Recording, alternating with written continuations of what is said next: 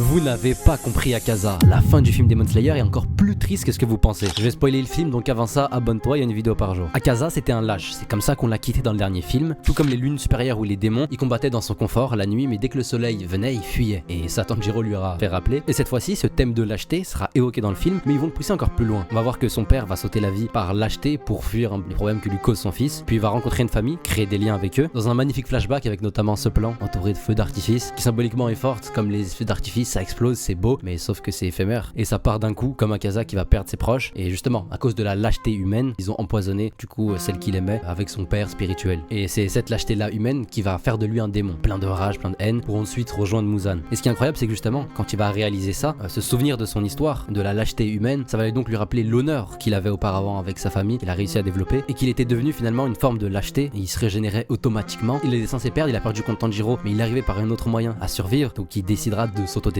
et symboliquement c'est exceptionnel, puisqu'il se rend compte qu'il était tombé dans la lâcheté, et donc à la fin, il meurt avec honneur, grâce à Tanjiro qui lui a rappelé ses proches. Et abonne-toi.